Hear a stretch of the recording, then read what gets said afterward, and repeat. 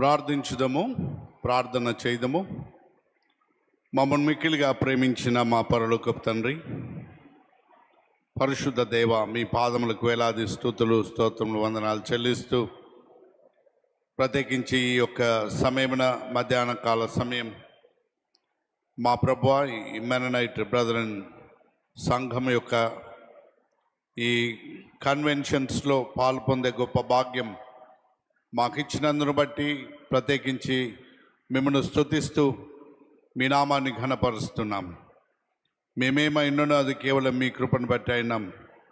గత సంవత్సర కాలం అంతయు మీ కృప, మీ సన్నిధి మాకు తోడుగా ఉంచి, మరి ప్రత్యేకించి ఈ సమయమున మా తండ్రి మీ యొక్క పరిశుద్ధ వాక్యాన్ని కొద్ది నిమిషాలు మేము ధ్యానించుతూ ఉండగా, నా నోటి మాటలు మా అందరి హృదయ ధ్యానం మీ దృష్టికి అంగీకారయోగ్యంగా ఉండు కృప దయచేయమని యేసు నామమున ప్రార్థిస్తున్నాము తండ్రి, ఆమేన్.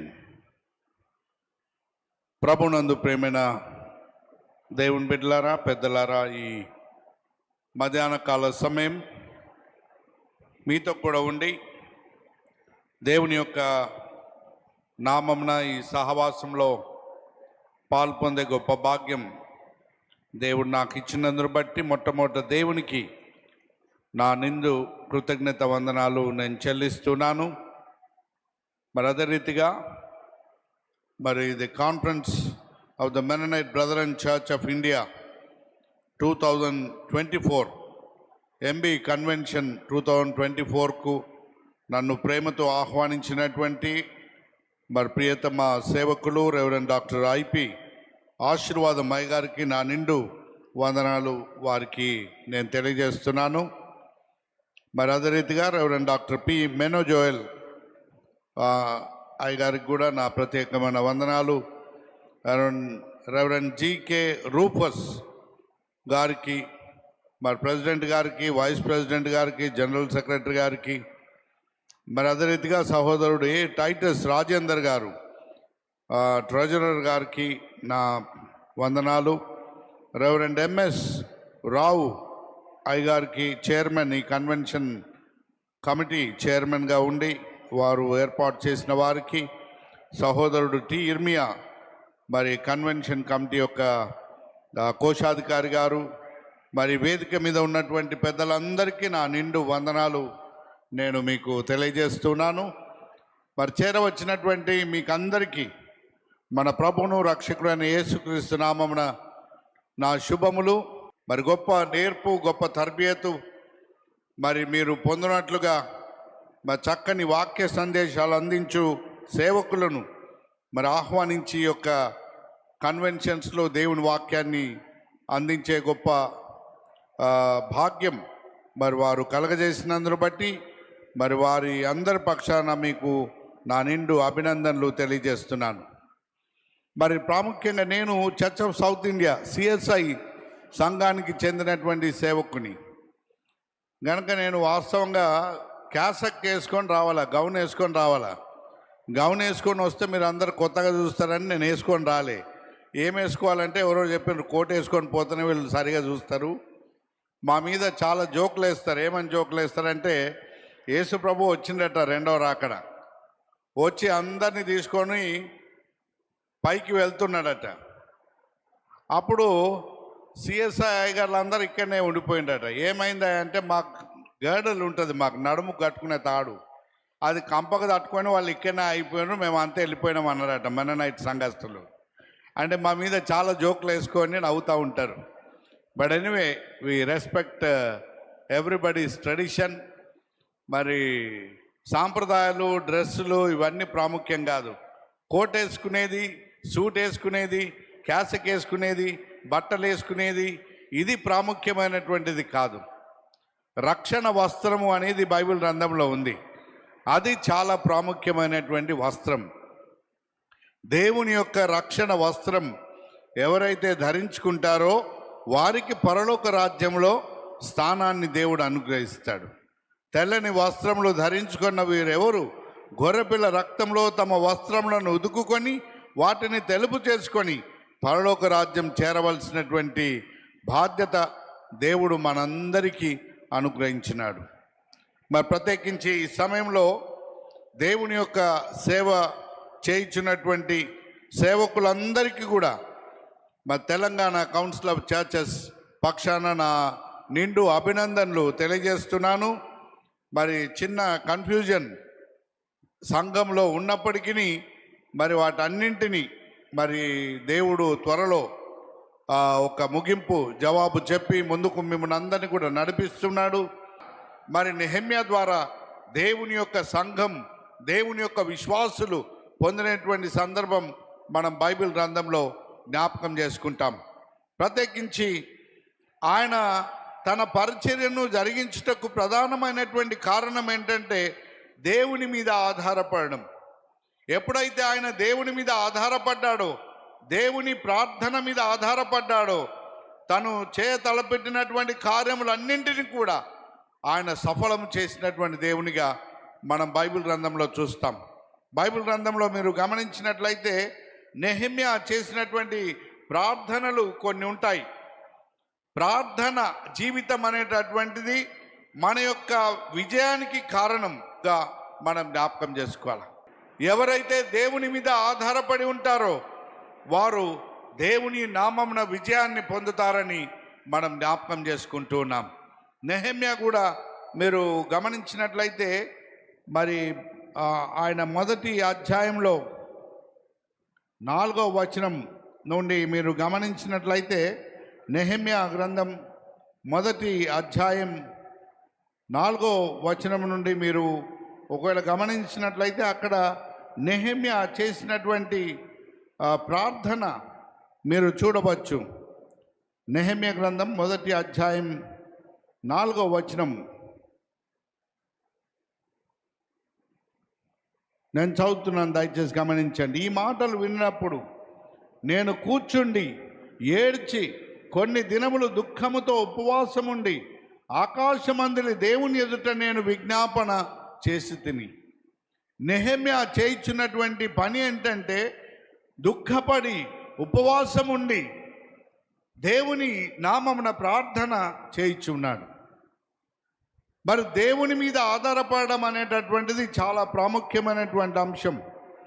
ఉపవాసం ఉండి మరి యెరూషలేం విషయమై, మరి చెరపట్టబడినటువంటి వారి విషయమై, శ్రమ పొందుచున్న వారి విషయమై, యెరూషలేం యొక్క ప్రాకారము పడద్రోయబడిన విషయమై దేవుని సన్నిధిలో గోజాడుచు ప్రార్థించుచు విజ్ఞాపన చేయించున్నటువంటి సందర్భం మనం ఇక్కడ జ్ఞాపకం చేసుకుంటాం.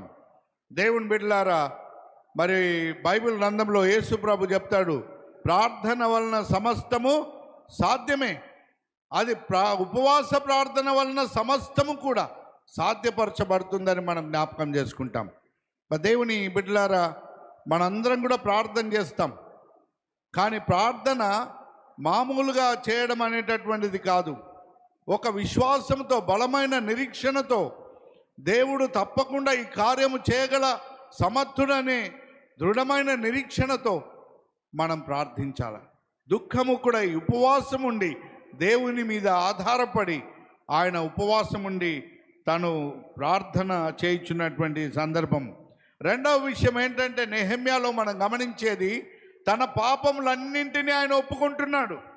మీరు చూడండి 6వ వచనంలో మీరు గమనించినట్లయితే, దేవా నేనును నా తండ్రి ఇంటి వారును పాపము చేసి నీ ఎదుట బహు అసహ్యముగా మేము ప్రవర్తించి ఉంటిమి. అందుకే దావీదు మహారాజు ఆయన రాసినటువంటి కీర్తనల్లో 103వ కీర్తన మనందరికీ బాగా ఇష్టమైన కీర్తన. నా ప్రాణమా యెహోవాను సన్నుతించుము, ఆయన చేసిన ఉపకారములలో దేనిని మరువకమంటాడు. ఎందుకు సన్నుతించాలి అని మొట్టమొదటి కారణం, ఆయన రాసుకున్నటువంటి కారణం ఏంటంటే ఆయన నీ దోషములన్నింటినీ క్షమించువాడు. ఆయన మన పాపములను క్షమించేటటువంటి వాడు కదా. ఆయన మన పాపములను క్షమించడానికి మనుష్య కుమారుడుగా ఈ లోకానికి వచ్చినాడు.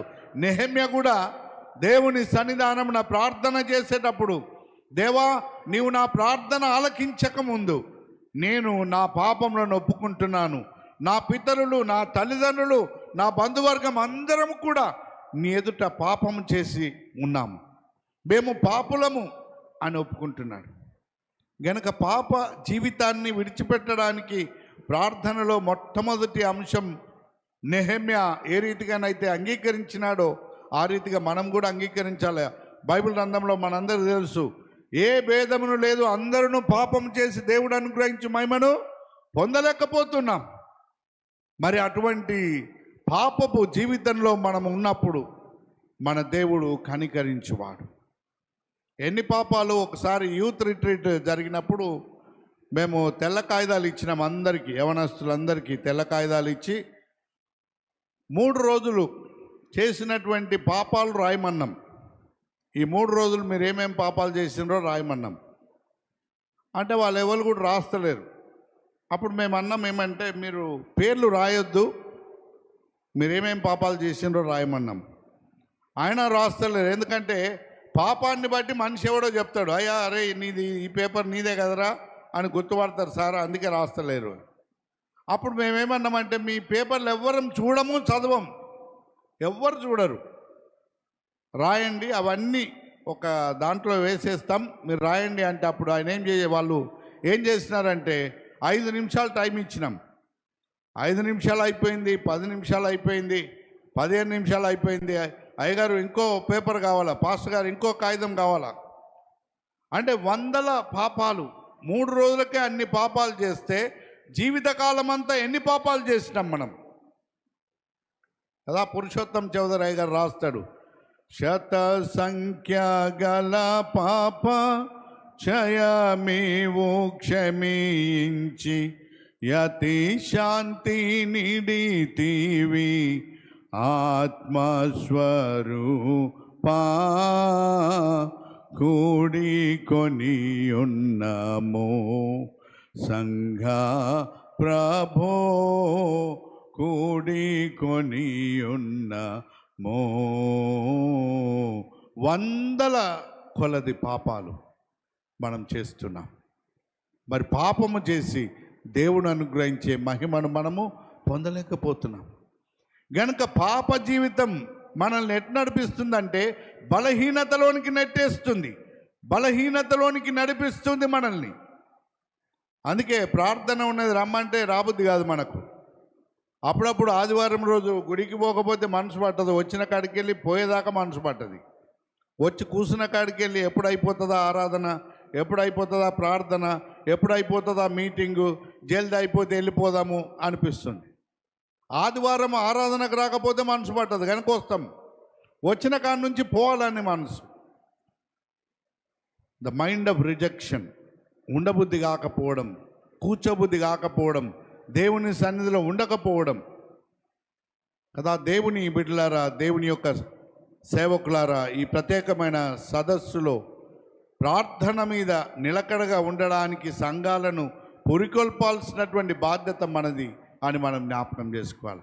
కట్టుటకు పూనుకొందాం రండని మన నెహెమ్యా చెప్పినప్పుడు అనేకమైనటువంటి ఆటంకాలు వచ్చినాయి. దేవుని నుండి విజయం కలుగుతుంది. మనకేమవుతుంది? సక్సెస్ అనగానే సంతోషం, సక్సెస్ అనగానే సంతోషం, సక్సెస్ అనగానే సంతోషం. ఊకే సక్సెస్ రాగానే అది ఎక్సెస్ కాగానే దేవుని మర్చిపోతాం కదా. సక్సెస్ అయితే సంతోషంగానే ఉంటాం, కానీ అది ఎక్సెస్ అయిపోయినప్పుడు దేవుని విడిచిపెట్టి తిరుగుతాం. బైబిల్ గ్రంథంలో ఒక దీవెన ఉంటుంది, నా గిన్నె నిండి పొర్లి దీవెన దేవుడు అనుగ్రహించువాడు. కానీ దేవుని సన్నిధిలో నీవు ఉన్నప్పుడు నీవు సఫలపరచబడతావు. అందుకే నెహెమ్యా అంటాడు, దేవా నేను చేయు కార్యము సఫలపరచునట్లు, అతని ఎదుట నేను వెళ్ళి మాట్లాడినప్పుడు నాకు సఫలత దొరుకున్నట్లు, నేను నిలబడి చేయు కార్యములలో నాకు సఫలత దొరుకున్నట్లు, నేను మాట్లాడుచుండగా నాకు సఫలత దొరుకున్నట్లు నీవు నాకు కృప దయచేయమని ప్రార్థన చేస్తున్నాడు. మీరు చూడండి, ఆ తర్వాత నెహెమ్యా చేస్తున్నటువంటి ప్రార్థనలలో మీరు గమనించినట్లయితే, మరి నాయందు దయ చూపినట్లు దేవా రాజు దగ్గర పని కొరకు ప్రార్థన చేస్తారు. 4వ అధ్యాయంలో 4వ వచనం 9వ వచనంలో మీరు చూస్తే పనికి ఆటంక 8వ వచనం చూడండి, మిగుల కోపపడి యెరూషలేము మీదకి యుద్ధమునకు వచ్చి పని ఆటంకపరచవలనని వారందరూ కట్టుబడి మమ్మను కలతపరచగా మేము మా దేవునికి ప్రార్థన చేస్తుమి. ఎవరైతే పనికి ఆటంకం కలిగించుచున్నారో వారందరి కొరకు కూడా నెహెమ్యా చేసేది ఏంటంటే ప్రార్థన చేస్తున్నాడు. పనికి ఆటంకం కలిగించు వారికి కొరకు ప్రార్థన చేస్తున్నాడు. 6వ అధ్యాయం 8వ వచనం 9వ వచనంలో మీరు గమనించినట్లయితే అబద్ధ నేరములు మోపుచున్నటువంటి వారి కొరకు ప్రార్థన చేస్తూ ఉన్నాడు. 13వ అధ్యాయం 14వ వచనం నెహెమ్యా గ్రంథంలో పని ముగించిన తర్వాత దేవాని సంఘాన్ని ఆశీర్వదించుమని ప్రార్థన చేస్తూ ఉన్నాడు. మరి దినమున నెహెమ్యా గ్రంథంలో 13వ అధ్యాయం 14వ వచనంలో చేస్తూ ఉన్నట్టు ఈ కన్వెన్షన్ మీరు ఏర్పాటు చేసుకున్నారయ్యా, పనంతా అయిపోయింది, మా సంఘాలను దీవించుమని దీవెన కొరకు మీరు ప్రార్థనలు చేస్తున్నారు. మరి ప్రార్థన చేస్తే దేవుడు సఫలత దయచేస్తాడు, ప్రార్థన చేస్తే దేవుడు విజయాన్ని కలగజేస్తాడు. అయితే ప్రార్థన లేకపోతే ఏమవుతుంది అనేది కూడా బైబిల్ గ్రంథంలో ఉంది. అది యేసు ప్రభు ఇచ్చినటువంటి తన శిష్యులకు ఇచ్చిన చివరి సందేశం. మీరు చూడండి, మత్తయి సువార్తలో 26వ అధ్యాయం 41వ వచనం మీరు గమనించినట్లయితే, పరిశుద్ధులైన మత్తయి వ్రాసిన సువార్త 26వ అధ్యాయం 41వ వచనం మీరు గమనించినట్లయితే అక్కడ ఒక మాట ఉంటుంది, మీరు శోధనలో ప్రవేశించకుండానట్లు మెలకువగా ఉండి ప్రార్థన చేయుడి. అయితే ఆత్మ సిద్ధమే కానీ శరీరం బలహీనమైనది. ఆత్మ సిద్ధమే కానీ శరీరం బలహీనతతో ఉన్నది. మన శరీరం అనేకమైన బలహీనతలతో ఈడ్చుచూ ఉన్నది. మనల్ని పాపంలోనికి నడిపిస్తుంది, పాపంలోనికి ప్రేరేపిస్తుంది. తన శిష్యులు బలహీనతలో ఉన్నప్పటికీ తన శిష్యులను ప్రభు అడుగుతున్నాడు, ప్రార్థనలో ఉండండి, మీరు శోధనలో ప్రవేశించకుండానట్లు ఎల్లప్పుడూ ప్రార్థించండి అంటున్నాడు. దేవుని బిడ్డలారా, క్రైస్తవ సంఘానికి అనేకమైన శ్రమలు రాబోతున్నాయి. క్రైస్తవ సంఘాలు చాలా కష్టాలు ఎదుర్కోవాల్సినటువంటి పరిస్థితి ఉంది. నాయకులంగా, సేవకులంగా మన సంఘాలను అన్ని పరిస్థితులకు బలపరచడానికి కావలసిన సిద్ధపాటు దేవుడు కలిగించడానికి, ధైర్యాన్ని కలిగించడానికి ఆశ్చర్య కార్యాలు, అద్భుత కార్యాలు, అమోఘమైన కార్యాలు, దీవెన కార్యాలు, రక్షణ కార్యాలు ఈ దేశంలో తన బిడ్డల ద్వారా, తన సేవకుల ద్వారా జరిగించబడినట్లుగా దేవుడు మనందరినీ కూడా పురికొల్పుతున్నాడు. ప్రార్థన లేకపోతే మనము ఓడిపోతాం. ఏ రీతిగా ఓడిపోతామో చూడండి. బైబిల్ గ్రంథంలో తన శిష్యులు మరి తనతో కూడా ఉన్నప్పుడు కొన్ని బలహీనతలతో ఉన్నారు.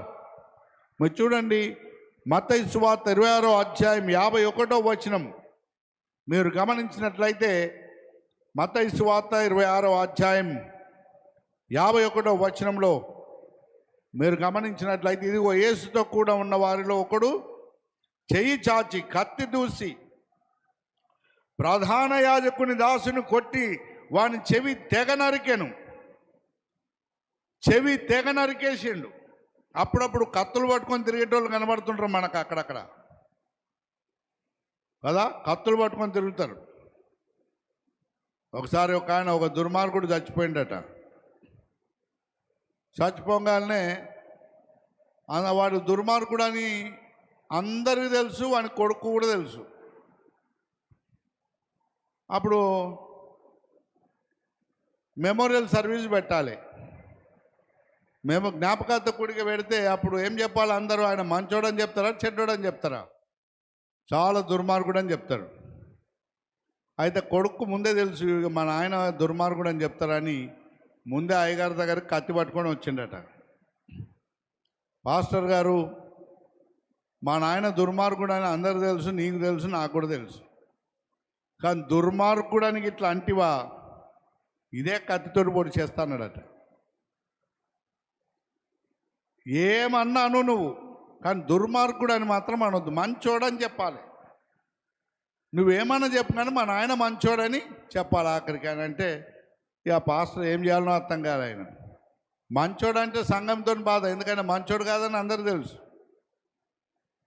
అని ఆఖరికి ఇక మెమోరియల్ సర్వీస్ రోజు పాస్టర్ గారు చెప్తున్నారట, అయ్యా చచ్చిపోయిన వ్యక్తి చాలా అబద్ధికుడు, చాలా మోసగాడు, చాలా భయంకరమైన మాటలు, చెడ్డ మాటలు మాట్లాడువాడు, చాలా దౌర్భాగ్యమైన జీవితం జీవించేవాడు, చాలా దుర్మార్గుడు, కానీ వాళ్ళ కొడుకుతోటి పోలిస్తే ఈయన చాలా మంచోడు, సచ్చినోడు అన్నాడట. అనగానే వానికి చాలా సంతోషమైంది. మా నాయన మంచోడు అని అయితే అన్నాడు కదా, ఆఖరికి చాలు అన్నాడు.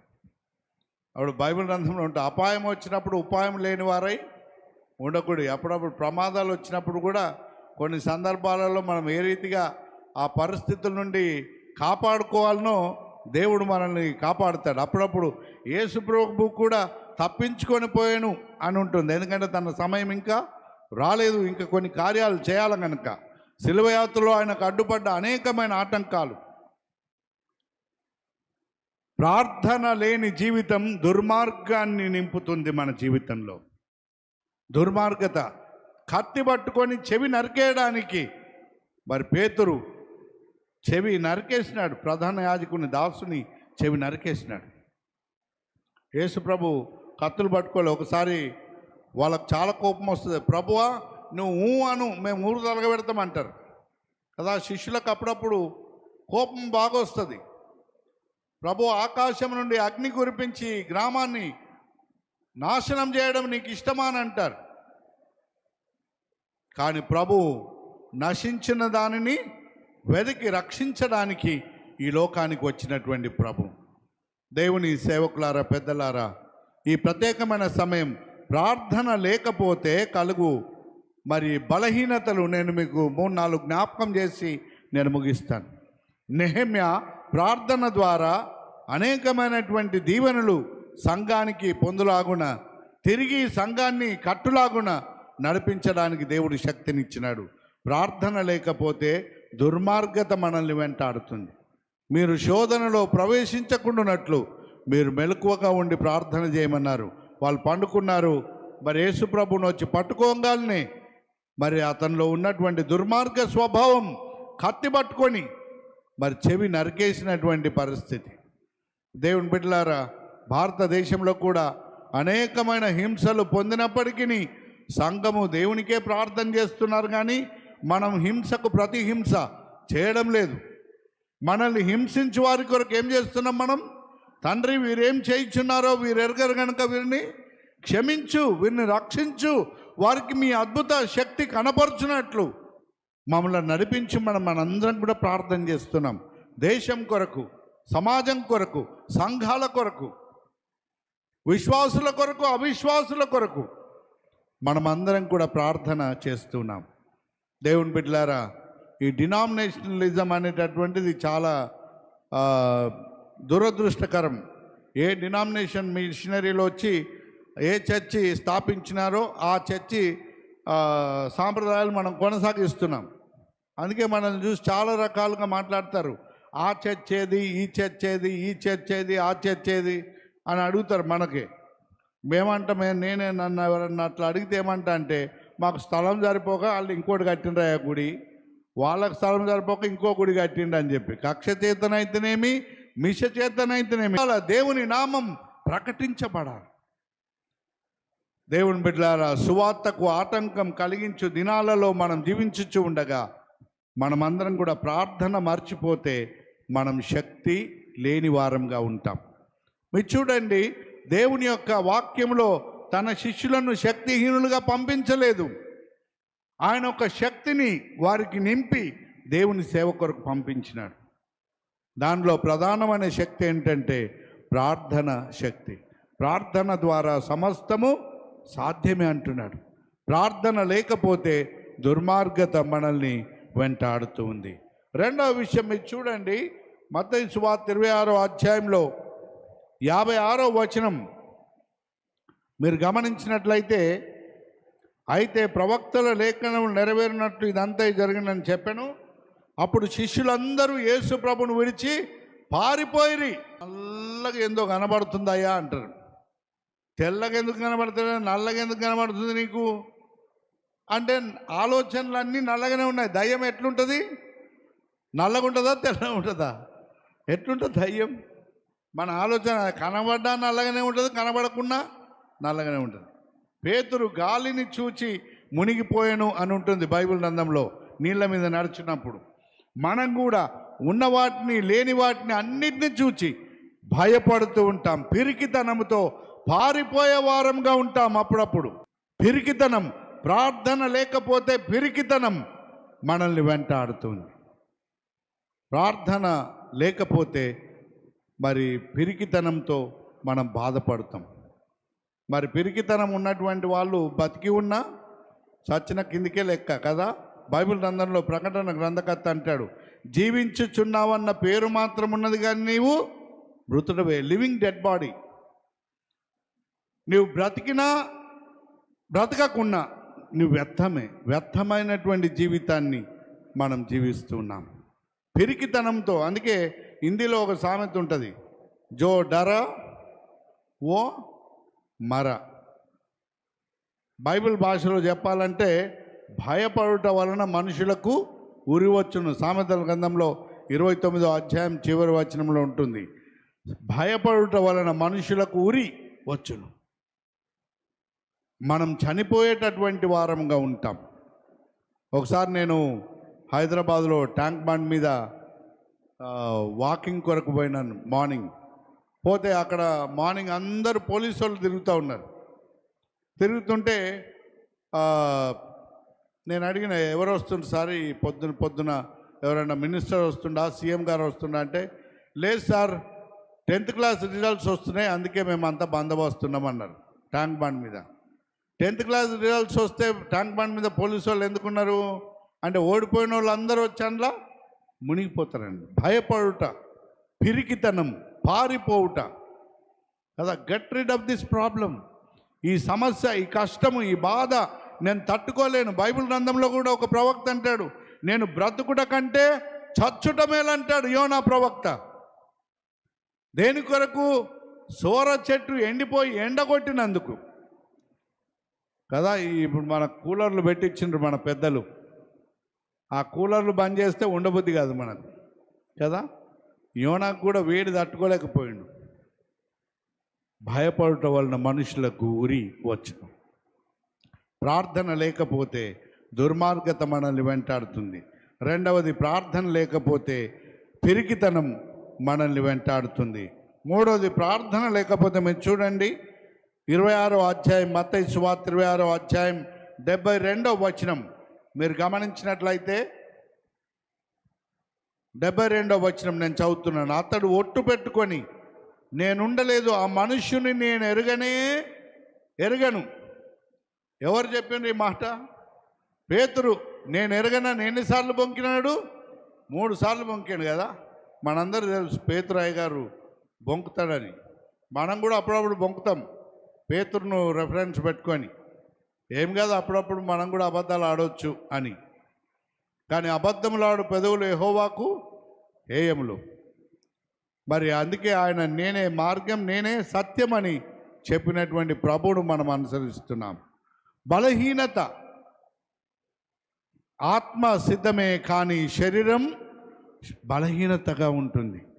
బలహీనంగా ఉన్నటువంటి శరీరంతో ఉన్నాము గనక దుర్మార్గత వెంటాడడానికి ప్రార్థన లేని జీవితం, పిరికితనంతో ఉండడానికి ప్రార్థన లేని జీవితం.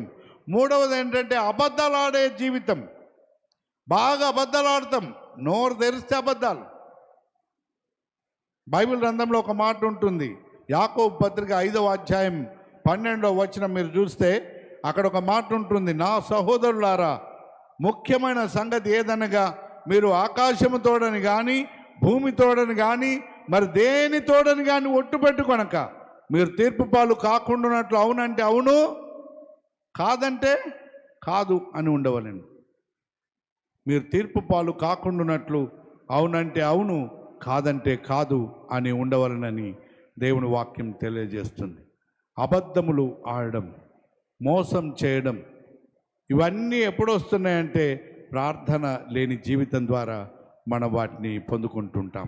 దేవుని బిడ్డలారా, మరి యేసు ప్రభు యొక్క శిష్యులు కూడా అబద్ధాలు ఆడుతున్నారు. పేతురు యేసు ప్రభుని నేను ఎరగనని, మరి ప్రభు అన్నాడు, మీరు ప్రార్థించండి మెలకువగా ఉండి. కానీ ఆయన నిద్రపోయినాడు గనక ఈ బలహీనతలు ఆయనను వెంటాడుతూ ఉన్నాయి.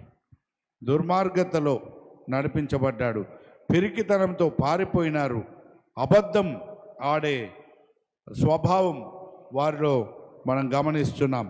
మత్తయి సువార్త 28వ అధ్యాయం 17వ వచనం మీరు గమనించినట్లయితే అక్కడ ఇంకొక మాట మనం చూస్తాం. మత్తయి సువార్త 28వ అధ్యాయం 18వ వచనం మీరు గమనించినట్లయితే, అయితే యేసు 17వ వచనం చూడండి. వారు ఆయనను చూచి ఆయనను మ్రొక్కిరి గాని కొందరు సందేహించిరి. అనుమానం కదా, అనుమానం పెనుభూతం అంటారు. బాగా అనుమానాలు మనకు, ఇది అవుతుందో కాదు, ఇది జరుగుతుందో లేదో, అవిశ్వాసం. మరి మన జీవితంలో యేసు ప్రభు ఎన్ని ఆశ్చర్య కార్యాలు జరిగినాయో, ఎన్ని అద్భుత కార్యాలు జరిగినాయో వాటన్నింటికి ప్రభు అనే మాట ఏంటంటే, స్వస్థతలు జరిగిన తర్వాత నీ విశ్వాసమే నిన్ను స్వస్థపరిచింది, నీ అవిశ్వాసమే నిన్ను ఓడగొట్టింది. ఎవరైతే విశ్వాసంతో యేసు ప్రభు చెంగు ముట్టుకున్నారో వారు స్వస్థత నొందినారు. ఎవరైతే అవిశ్వాసంతో ఉన్నారో వారు ఇంకా బలహీనతలతో ఈడువబడ్డారు. దేవుని బిడ్డలారా, దేవుని సేవకులారా, ఈ ప్రత్యేకమైన సమయం ప్రార్థన లేకపోతే మరి సందేహం, అనుమానం మనలో కలుగుతుంది. ప్రార్థన చేస్తే we will have relationship with God, దేవునితో సంబంధం కదా. మనం ప్రతిరోజు ఎవరితోటన్నా మాట్లాడినాం అనుకోండి, ఆ వ్యక్తి మీద నమ్మకం కలుగుతుంది. నేను ఈరోజు పొద్దున మాట్లాడినా, ఈరోజు మధ్యాహ్నం మాట్లాడినా, ఈరోజు సాయంకాలం మాట్లాడినా, బలమైన నమ్మకం ఆ వ్యక్తి మీద వస్తుంది మనకు కదా. మీరు చూడండి, ఎప్పుడే కానీ ఆర్టీసీ బస్సులో మనం ప్రయాణం చేస్తాం, బస్ స్టాండ్లో నిలబడి బస్సు రాగానే ఎక్కుతాం, ఎక్కి కూర్చుంటాం. కానీ మనం ఎవ్వరం కూడా ఆలోచన చేయం, ఈ బస్ డ్రైవర్కు సరిగ్గా డ్రైవింగ్ వస్తుందా రాదా, ఈ బస్ డ్రైవర్ ఎన్నేళ్ళ నుంచి నడిపిస్తున్నాడు, ఈ బస్ డ్రైవర్కు గేర్లు సరిగ్గా వేస్తుందా లేదా, ఈయన స్టీరింగ్ సరిగ్గా తిప్పుతారా లేదా అని ఎవ్వరం ఎంక్వైరీ చేయం. బస్సు రాగానే టక్కన సీట్ ఆపుకొని కూర్చుంటాం కదా. బస్సు డ్రైవర్ మీద ఉన్న విశ్వాసం కూడా మనకు అప్పుడప్పుడు దేవుని మీద ఉండదు కదా. దేవుని మీద విశ్వాసంలో సన్నగిల్లడానికి గల కారణం ఏంటంటే అపనమ్మకం, సందేహం. ఆయన యేసు ప్రభు అని కొందరు నమ్ముతున్నారు, కానీ కొందరు సందేహిస్తున్నారు. ఎక్కడ? మత్తయి సువార్త 28వ అధ్యాయంలో ఆయన శిష్యులే ఆయనను అనుమానిస్తూ ఉన్నారు. దేవుని బిడ్డలారా, ప్రార్థన లేకపోతే సందేహం, అనుమానం జరుగుతుందో లేదో అని మనకు చాలా ఆందోళన పరిస్థితులు మన జీవితంలో ఎదుర్కొంటూ ఉంటాం.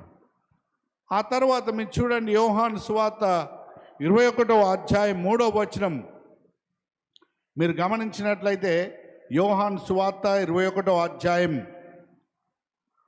3వ వచనంలో మీరు గమనించినట్లయితే అక్కడ యేసు ప్రభు పునరుత్థానుడై కనబడిన తర్వాత పేతురు చెప్పే మాట, నేను సీమోను పేతురు, నేను చేపలు పట్టబోదునని వారితో చెప్పగా వారందరూ కూడా మేము కూడా నీతో కూడా వచ్చేదమని పేతురుతో వెళ్ళినటువంటి సందర్భం. యేసు ప్రభు ఒక మాట అంటాడు, పేతురును పిలిచి, మిమ్మలను మనుషులను పట్టు జాలరులుగా చేస్తానన్నాడు. కానీ పేతురు ఎటు పోతానంటున్నాడు? నేను చేపలు పట్టబోతానంటున్నాడు. కానీ రాత్రంతా చేపలు పట్టినారు, కానీ ఏమన్నా చేపలు పడ్డాయి వారికి? ఏమి చేపలు పడలే. రాత్రంతయు శ్రమ పడినా రాలేదు ప్రభు జయము, రహదారులు వెదకినను రాదాయను ప్రతిఫలము. యేసు మాట వినకుండా నీవు మనుషులను పట్టాలని పిలిస్తే నేను చేపలను పట్టాలని పోయినాడు. కారణం ప్రార్థనలో బలహీనత. ప్రార్థనలో బలహీనత ఎప్పుడైతే ఉంటుందో వెనుదిరిగి వెళ్ళిపోవడం, వెనుకకు వెళ్ళిపోవడం, విశ్వాసంలో బలహీనపరచబడడం. అప్పుడు జవాబు ఏమొస్తుంది? మీరు చూడండి 21వ అధ్యాయం యోహాను సువార్త 21వ అధ్యాయం 5వ వచనంలో యేసు ప్రభు తన శిష్యులను అడుగుతాడు, పిల్లలారా భోజనమునకు మీ వద్ద ఏమైనా ఉన్నదా అని అడిగితే ఏమన్నారు? లేదు లేదు లేదు లేదు అన్నారు కదా. పేదవారి ఇంట్లో భోజనానికి ఏమైనా ఉన్నదా? లేదు. పిల్లలకు ఫీజు కట్టాలా? ఉన్నాయా? లేవు. పిల్లలకు కొత్త బట్టలు కొనాలా? క్రిస్మస్ పండుగకు డబ్బులు ఉన్నాయా? లేవు. ఇంటికి సున్నమేపియాలా? ఉన్నాయా? లేవు. పిల్లలకు పెళ్లి చేయాలా? డబ్బులు ఉన్నాయా? లేవు. పిల్లలను మెడిసిన్ చదివిపియాలా? ఇంజనీరింగ్ చదివిపియాలా? ఫారిన్ పంపాలా? డబ్బులు ఉన్నాయా? లేవు. కానీ బైబిల్ గ్రంథంలో మనందరం చదువుతాం, యెహోవా నా కాపరి, నాకు లేమి కలగదు అని చదువుతాం. కానీ ఉన్నాయా అంటే ఏమంటాం? లేవు. కన్వెన్షన్కు డొనేషన్ ఇవ్వాలా? ఉన్నాయా? లేవు. చర్చికి డొనేషన్ ఇవ్వాలా? ఉన్నాయా? లేవు. లేమితో బాధపడడానికి గల కారణం ఏంటంటే ప్రార్థన లేకపోవడం. ప్రార్థనలో మనం నిలకడగా లేకపోతే మన దగ్గర ఏది ఉన్నా లేని కిందికి. అందుకే చినిగిపోయిన సంచిలో నీ జీతం వేసినట్టున్నది అంటాడు ప్రవక్త. మన జీతము చినిగిపోయిన సంచిలో అది ఉన్నట్టే ఉంటుంది కానీ ఉండదు. తిన్నట్టే తింటాం కానీ ఆకలి తీరదు, చలి ఆగదు.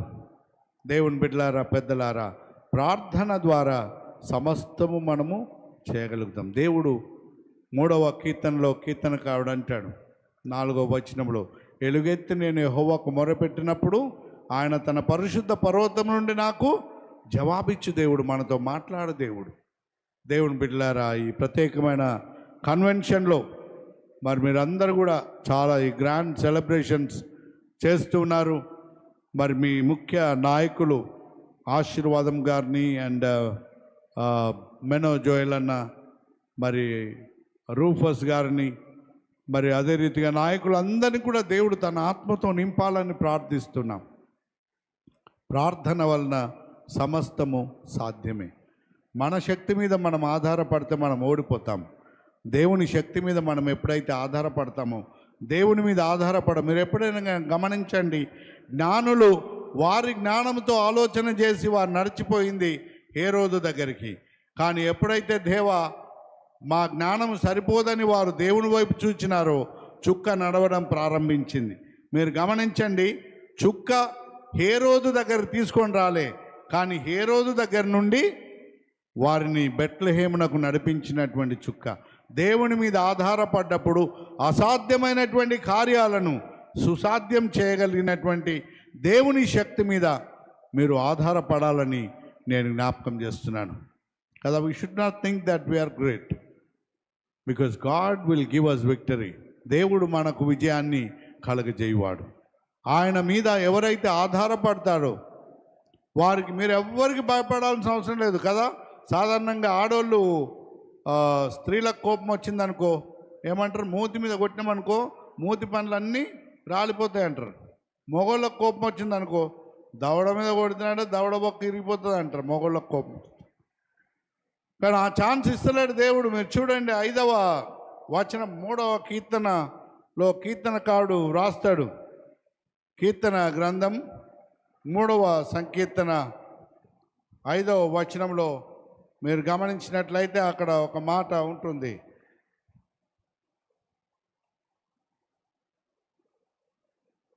5వ వచనం, యెహోవా నాకు ఆధారము కావున నేను పండుకొని నిద్రపోయి మేల్కొందును.